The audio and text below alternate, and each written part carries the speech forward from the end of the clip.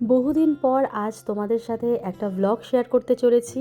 অনেক দিন ধরে তোমরা রিকোয়েস্ট করছো, তো ভাবলাম চলো আজকে একটা ব্লগ তোমাদের সামনে নিয়ে আসা যাক। অর্ধেক ছাড় দিয়ে ভাবলাম ভিডিওটাকে শুরু করে নিই। আর দেখো, এত সকাল সকাল এখন উঠি, তোমাদের কি বলবো, সারাদিনের কাজের চাপটা যাতে কম থাকে তার জন্য নিজের ঘুমটাকে বিসর্জন দিয়ে আমি কিন্তু ভোরবেলার দিকেই উঠে পড়ি।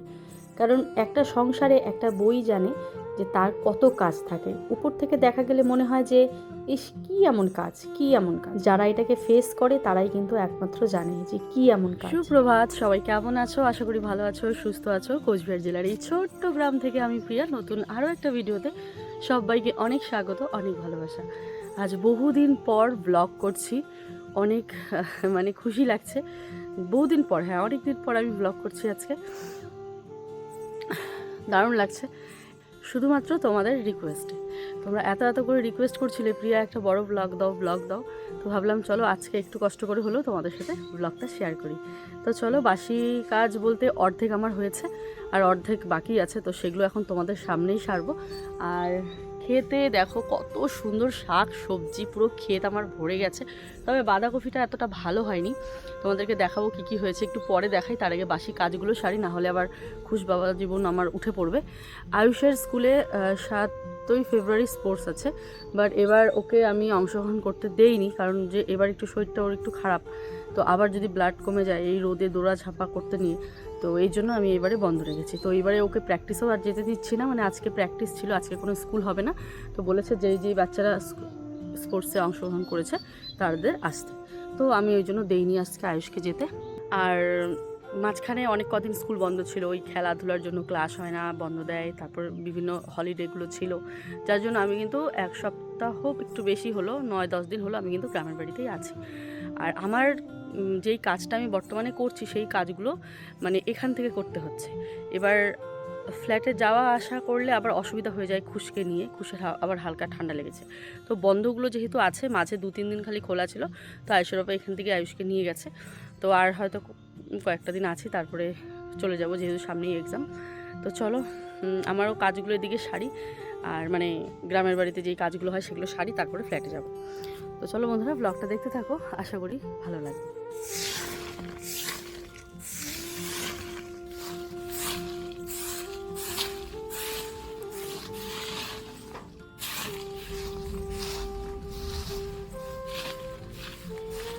আজকাল ঘুম থেকে উঠেই যে উঠোনটা ঝাড় দিয়ে শুরু করব সংসারের কাজবাজগুলো, সেটা কিন্তু হয় না। কারণ কখনো এমন হয় ঘুম থেকে উঠতে উঠতেই খুশ বাবা আমার উঠে পড়ে, আর কখনো এমন হয় যে আয়ুষকে রেডি করতে করতে খুশ উঠে পড়ছে। এবার ঘুম থেকে উঠেই যদি আমি আগে উঠোন বাড়িঘর ঝাড় দিতে লাগি, তাহলে আয়ুষকে টিফিন বানিয়ে দেওয়া, প্লাস ওকে খাওয়ার দেওয়া, ওষুধ খাওয়ানো, ড্রেস পরানো, বই গোছানো, এসব আবার হবে না। তো এখানে আছি বললামই, বেশ কয়েকদিন হলিডে ছিল, আর মাঝে মাঝে 1-2 দিন করে স্কুল খুলছে। যেহেতু স্কুলে খেলাধুলো চলছে তার জন্য খুব একটা ক্লাস হচ্ছে না। তো আমি ভাবলাম কাজবাজগুলো যেহেতু এখানেই আমার করতে হয়, এখানেই বেশি চাপ, তো বারবার ফ্ল্যাটে গিয়ে লাভ নেই। একবারে যখন আবার রানিং স্কুলটা হবে তখনই চলে যাব ফ্ল্যাটে। এইভাবে কিন্তু ভেবেই কিন্তু আছি, আজ যাব কাল যাব এই করে করেই আছি। তো গ্রামের বাড়িতে হাজার কাজ থাকলেও যেন ভালো লাগে এই গ্রামের বাড়িটা। শহরের জীবনযাপন একদমই ভালো লাগে না। জানি এখানে থাকাটা অনেকটা কষ্ট হয়, অনেক রকম কাজ করতে হয়, তারপরেও দেখো তো পরিবেশটা কতটা সুন্দর। আর এই পরিবেশ তোমাদেরও অনেক ভালো লাগে, তাই না? তোমরাও দেখতে দেখতে অভ্যস্ত। উঠোন ঝাড় দিয়ে লেগে গেছে আমার গরম পুরোপুরি, তো সোয়েটারটাকে আমি খুলে নিলাম। আর আজ ভাবছি সকাল সকাল বাসি যা কাজ আছে সেসব সেরে আমি স্নান করে পুজোটা দিয়ে নেব। এই পুজো যদি আমি মানে স্নান না করে পুজো যদি এখন না দিই, তাহলে এই পুজো না জানি কখন আমি দেব। তো যাকে হঠাৎ করেই আমার দাদা কল করলো, মানে আমার দাদা বৌদি ওরা এসেছে জয়পুর থেকে। তো বৌদি এখন থেকে এখানেই থাকবে, চলেই যেতাম পরশুদিন, হয়তো ঠিক করেছিলাম যে চলে যাব, কারণ স্কুলটা একদিনের জন্য খুলেছিল। তো আমি ভেবেছি রানিং হবে হয়তো, তারপরে যে স্পোর্টস চলে এসছে সেটা আর মাথায় ছিল না। তো যতদিনই ভাবছি চলে যাব, ঠিক ওই দিনই বা তার আগের দিন একটা করে কল আসছে ব্র্যান্ড প্রমোশনের, যে সেকেন্ড চ্যানেলের শ্যুটের জন্য। তো সেকেন্ড চ্যানেলের শ্যুট যেহেতু আমার এই বাড়ির থেকেই হয়, তো ওই বারবার ফ্ল্যাটে গিয়ে আবার আসা, সিঙ্গেল হলে মানে যেমন আমি আয়ুষের পাপা হতাম, কোনো সমস্যা হতো না, বাইকে করে টক করে চলে আসতে পারতাম। যেহেতু এত ছোট একটা বাচ্চা, তাকে নিয়ে আমাকে বারবার আসা যাওয়া করতে হয়, তো এটাও কিন্তু খুব চাপের। খুব মানে এই কটা মাস আমি মানে 2 মাস আমার মানে কেটে গেলে, তারপরে আয়ুষকে এই জায়গাতেই বললাম বাড়ির পাশেই খুব একটা পাশে না, ওই ধরো কত মিনিট, 20 মিনিটের মতন লাগবে যেতে। তো ওইখানে স্কুলে ভর্তি করাবো, আমিও এই জায়গাতে পুরো সেটেল হয়ে যাব। এই বারবার যাওয়া আসা খুব কষ্ট হয়ে যায়। তো এই 2 মাস আমি কাটিয়ে নিতে পারলেই একদম চাপ কম হয়ে যাবে, কারণ ছোট বাচ্চা নিয়ে এই পাশ ওপাশ করা না খুব চাপ হয়ে যায়। আর আমি যে কিসের মধ্য দিয়ে যাচ্ছি একমাত্র আমিই জানি, তোমাদের আর কি বলবো, যেহেতু ব্লগগুলো শেয়ার করি না তাই তোমরা কিন্তু আর বুঝতে পারো না যে কতটা চাপ যায় আমার উপর দিয়ে। ছেলেকে পড়ানো থেকে ধরে তারপরে ছেলের শ্যুট করতে হয়, সংসারের কাজবাজ তো রয়েছে, তো মানে খুব চাপ হয়ে যায়। তো যাকগে, সেই চাপের মধ্য দিয়েও আমাকে তো কাজবাজ চালিয়ে যেতে হবে, তাই না? যেহেতু ব্লগ বন্ধ করে দিয়েছি, আদার্স যেই পাশে আমার ইনকাম হয় সেগুলোকে তো আমাকে ধরে রাখতে হবে। তো কি বলবো, তোমরা, আমি জানি আজকের ভিডিওতে অনেকে বলবে দিদিভাই ব্লগ কিন্তু করতে পারো। হ্যাঁ, অবশ্যই করতে পারি, কিন্তু আমি যেটা চাচ্ছি সেটা হয়তো হবে না ব্লগ করলে। তো আর কি বলবো, তোমাদের কিছু বলার নেই। আর ব্লগ হচ্ছে ওই, এখন সবাই ছোট ছোট ব্লগগুলোই পছন্দ করে বড় ব্লগের থেকে। তো চেষ্টা করি ছোট ব্লগগুলো দেওয়ার, এমন তো নয় আমি একদমই ছেড়ে দিয়েছি। তো আজকে তোমাদের রিকোয়েস্টে শুধু একটা বড় ব্লগ শেয়ার করছি। চলো, ওইদিকে বাসন ধোয়া কিন্তু আমার হয়ে গেছে, এবারে চলে আসলাম এই উনুনটা লেপে নিতে। কি হয়েছে বলো তো, কাজের দিদি আবারও বাড়ি চলে গেছে, মানে মাসে কটা ছুটি নেয় তার অগন্তিক। যাই হোক, কারণ আমি কিছু বলতে ইচ্ছা করে না এখানে, যেহেতু ব্লগ চ্যানেল তো সবাই দেখে। আর আজকাল তো আমার একটা জিনিস খুব খারাপ লাগে, ব্লগ চ্যানেল দেখে তারপরে এই যে সমালোচনা করা, খুবই খারাপ লাগে। তো এতদিন ব্লগ করেছি তারপরেও না এতদিন খারাপ লাগেনি, এখন কেন যেন খুব খারাপ লাগে যে ব্লগ করছি তারপরে এত সমালোচনা। আর কি বলবো, যাই হোক, ওসব আর কিছু বলতে চাচ্ছি না, তার জন্য ব্লগে কিন্তু সেরকম কিছু শেয়ার করি না। তো এখানে দেখো উনুনটা লেপে নিচ্ছি। আসলে মাঝে মাঝে কী করি, ওই মাংস মাছ এসব হলে আমি উনুনেই বাইরেই রান্না করি, আর শর্টকাট কিছু রান্না হলে ঘরে রান্না করি। এখন যেহেতু ওই টিনের ঘরটায় কোনো রকম উনুন বানানো হয়নি, আর শীতের দিন তো উনুনেই ভালো লাগে রান্না করতে।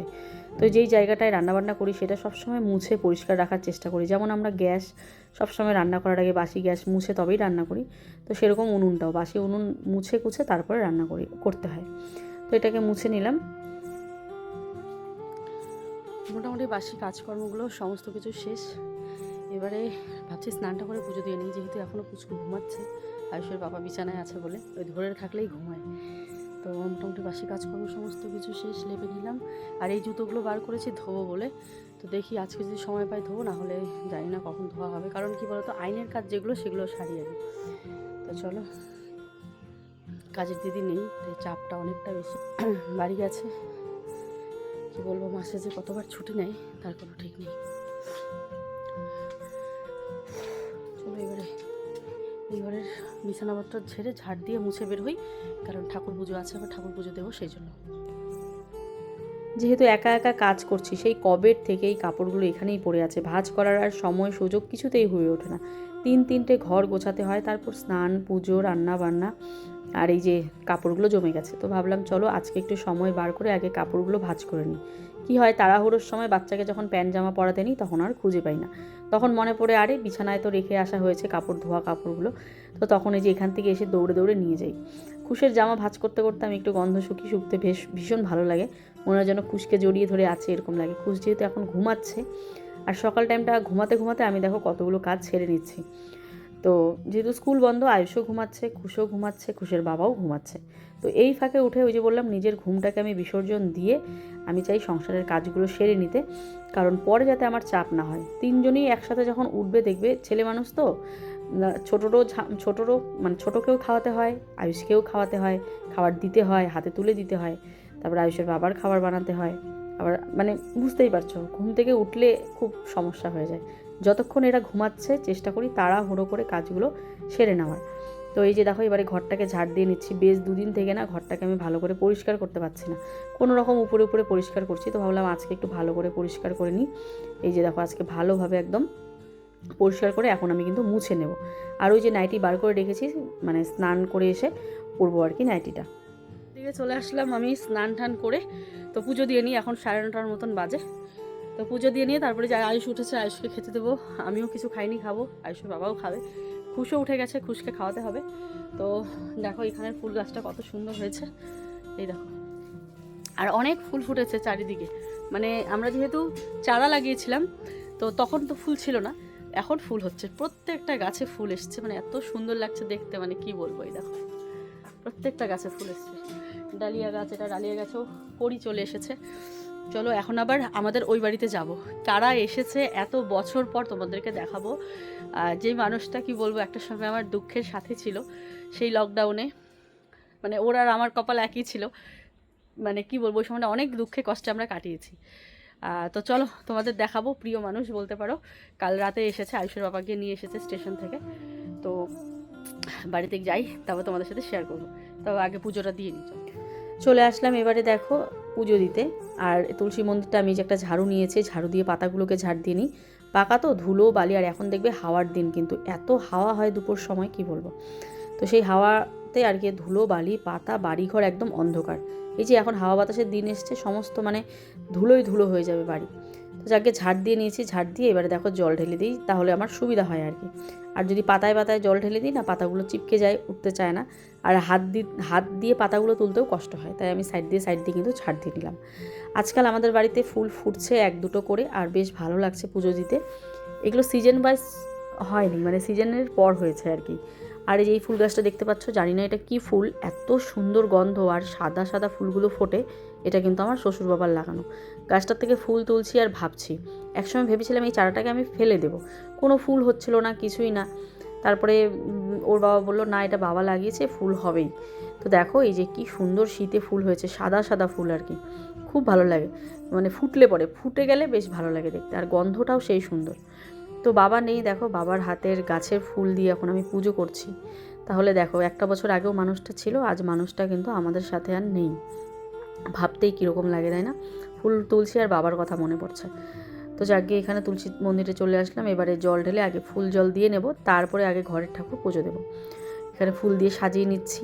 আর তুলসী মন্দিরটা যেই আসে আমাদের বাড়িতে, সেই বলে যে কি সুন্দর হয়েছে, এত সুন্দর আলপনা, এত সুন্দর। এটা কিন্তু আমার কাকা শ্বশুরের কি বলে, কাকা শ্বশুর আর্ট করেছে। কাকা শ্বশুরের হাতের কাজ এতটা সুন্দর, কি বলবো তোমাদের একদিন কাকা শ্বশুরের হাতের কাজ আমি দেখাবো বাড়িতে গিয়ে। তো এখানে দেখো চলে আসলাম ছেলেকে খাওয়াতে। ছেলেকে খাওয়ানোর সময় এই হাট্টিমাটিম টিম গানটা না দিলে কিছুতেই খেতে চায় না। এই যে হাট্টিমাটিম লাগিয়ে দিয়েছি, আর দেখছে আর খাচ্ছে, না হলে মুখ খুলে না। যত দিন হচ্ছে, মানে যত বড় হচ্ছে তত আর কি দুষ্টুমি হচ্ছে। আমি ওইদিকে পুজো টুজো দিয়ে চলে আসলাম, দেখলাম এসেই খুশসোনা কিন্তু উঠে গেছে, আয়ুষও উঠে গেছে। গুড মর্নিং বন্ধুরা। প্রতিদিন তো আমি লাল চা খাই, কিন্তু আজকে আমি এটা ট্রাই করেছি, তবু এটা টেস্টি আছে। আমার মা দুধ দিয়ে এটাকে বানিয়ে দিয়েছে, তো আজকে আমি এটা খেয়েছি। আমি আজকে যাব হচ্ছে দিদাবাড়ি, কারণ কি আমার একটা বন্ধু এসেছে দিদাবাড়িতে।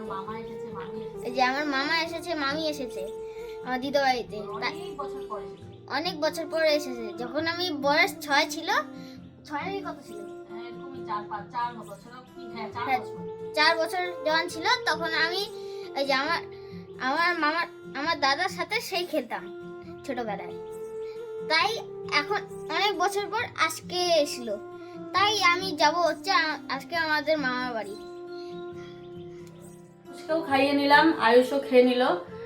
তো ওই যে আয়ুষ দেখালো আজকে এটা না, আমি কি বলতো ওকে প্রোটিন পাউডার আনি ঠিকই, আগে এনেছি ওই হরলিক্স বলো বা যে কোনো কিছুই বলো না কেন, এক দুবার খেয়ে ওর টেস্ট ঘুরে যায়। আমি জানি এটাকে ও সম্পূর্ণ করতে পারবে না, ওই প্রথম দিন খেয়েছে তাই ভালো লাগছে বলছে, জানি না কত শেষ করলে আরেকটা আনবো।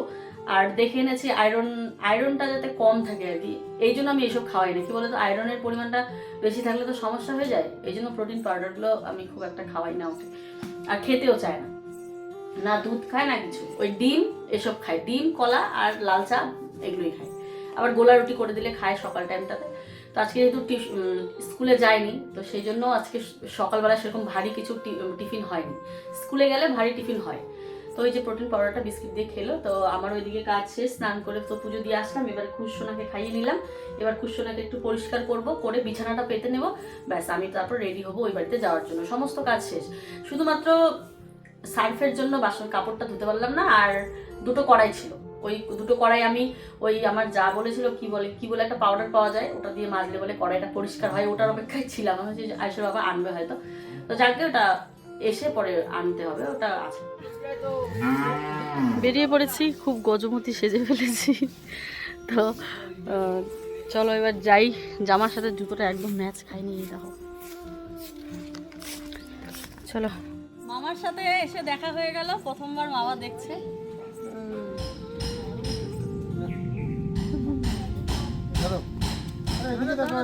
মামা মামা যাও, টাকাটা ধরে নাকি অন্যটা সরো, এগুলো ধরতে পারে নাকি?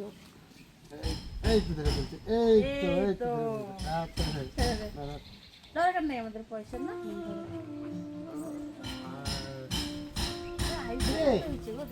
হ্যাঁ একদম কপি কপি বলো, কপি হ্যাঁ হাম কান্না করলে, হ্যাঁ কপি কপি অন্য বাচ্চা তো কান্না করে না, কপি না না আইস কপি।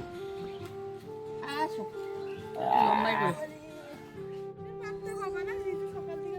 ও কই গেছে? ও কোনখানে গেছে? আমরা যাচ্ছি নতুন ঘরের জন্য ফার্নিচার কিনতে। হ্যাঁ, আমার স্বপ্নের খাটটা আনতে যাচ্ছি। দেখো না, বৌদিকে ধরে আমি চুমকাচ্ছি। অনেক দিন পর আসলো তো মানুষটা, 5 বছর পর, তো বেশ আনন্দ লাগছে। আমার বৌদিটা কত পরিষ্কার দেখছো, বৌদি কত পরিষ্কার, আর আমরা হচ্ছে সব কালা কালিয়া। বৌদির সাথে কোনো যায় না, কালো হয়ে গেছে।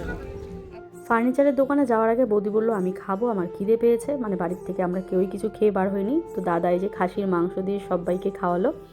তারপরে গেছিলাম আমার ফ্ল্যাটে। একটু সমস্যা হয়ে গেছিলো ফ্ল্যাটে গিয়ে। ফ্ল্যাটের সামনেই এই আলমারির দোকানটা ছিল, মানে ফার্নিচারের। ফালাকাটাতেই এসেছি। ফ্ল্যাটে ঢুকে দেখো জামা কাপড় চেঞ্জ করে নিয়েছি, আমি বৌদি দুজনেই। ঠান্ডা লাগছিল, আর বৌদিকে এই সোয়েটারটা আমি দিলাম পরার জন্য, সোয়েটার কুর্তি সোয়েটার আর কি।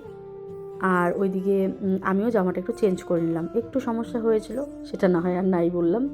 এবারে দেখো চলে এসেছি ফার্নিচার নিতে। আমার তো অনেক দিনের শখ এরকম একটা সোফা সেট, প্লাস একটা সুন্দর প্লাইউডের খাট, এরকম আলমারি, বেশ অনেক দিনের একটা শখ। তো আজকে হয়তো স্বপ্নটা পূরণ হতে চলেছে। তোমরা ভিডিওটা দেখলে অবশ্যই বুঝতে পারবে। আমার দাদার এই কালো কালার সোফাটা ভীষণ পছন্দ হয়েছে, তবে দাম দেখো 32,500। এই দেখো, এই খাটগুলো হচ্ছে আমার স্বপ্নের খাট। আজ কিন্তু এই খাট আমি বাড়ি নিয়েই যাব। তোমরা ভিডিওটা লাস্ট অবধি দেখো, বুঝতে পারবে। এটা না হলে ওই পাশেরটা। তারপরে দেখো এরকম সোফা আমার ভীষণ পছন্দ, তো সোফাটা হয়তো নেওয়া হবে না। আর এটাও খুব ভালো লেগেছে, কিন্তু মোটামুটি, খুব একটা যে খাস তা না। ফ্ল্যাট থেকে জামা চেঞ্জ করে আসলাম, একটু সমস্যা হয়েছে তাই জামা চেঞ্জ করে তারপরে আবার এই যে ফার্নিচারের দোকানে আসলাম।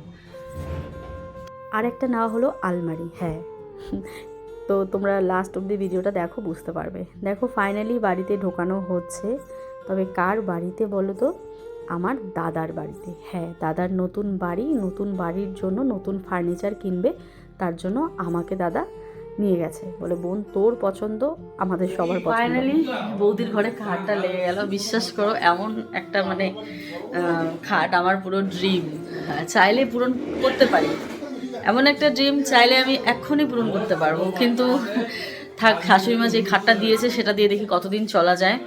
তারপরে দেখি ওটা যদি খারাপ, যে ওই খাটটা ওই আওয়াজ করে, স্টিলের খাট যেমন আওয়াজ, ওইটাও আওয়াজ করে। তো যাকে দেখি ধ্যাদ্রা গাড়ি কতদিন চালানো যায়। আর আজকে এমন একটা রিং পড়েছে, আমার বোন ভিডিও কল করেছি বুনুকে। বুনু বলে দিদি তুই ঝুমকো পড়েছিস।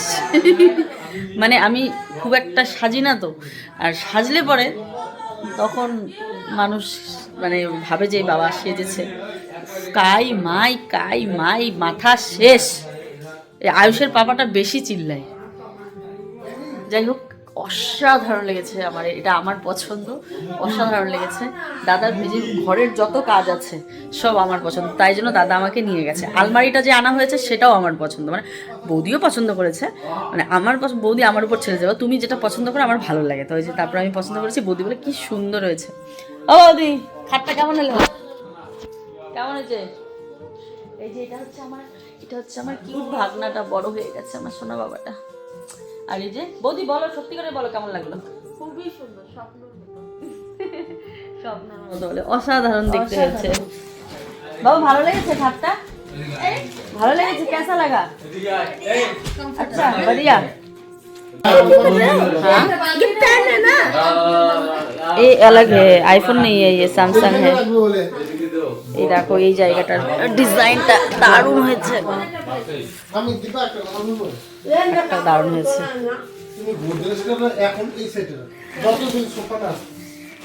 সোফাটা নাই দেখে এখানে রাখো যেন খারাপ না লাগে সামনে। এখানে রাখলে এইখানেই রাখো। ঢাকা পড়ে যাবে। ঢাকা ঢাকা পড়ে যাবে। পড়বে না গো মা? অনেকটা প্লেস আছে, অনেকটা জায়গা আছে। ট্রাং ট্রাং কত কি যে নিয়েছে নতুন।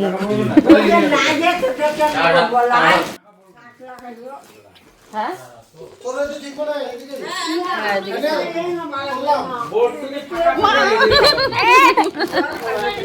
गिर गया।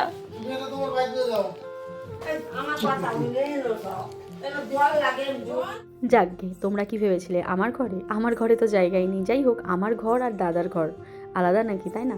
নতুন বাড়ি বললাম, টাইটেল থাম্বনেলে দেখে যে এসছো, এটা নতুন বাড়ি, একদম নতুন বাড়িতে কোনো রকম ফার্নিচার ছিল না। তো নতুন বাড়িতে ফার্নিচার ঢোকানো হলো, স্বপ্নের খাট ঢোকানো হলো। হয়তো স্বপ্নটা আমার, তারপরেও দাদা নিতে চেয়েছিল স্টিলের খাট, কিন্তু আমি বললাম দাদা জিনিস তো একবারই করবি, নিলে একটু ভালো দেখেই নে, আর এই খাটগুলো ভীষণ সুন্দর লাগে। দাদা বলে ঠিক আছে চল। তো দাদা আমার কথা মতো খাটটা নিয়ে নিল। যাকে হয়তো স্বপ্নটা আমারও একদিন পূরণ হবে, তাই না? ভালো লাগলে ব্লগটা লাইক কমেন্ট শেয়ার।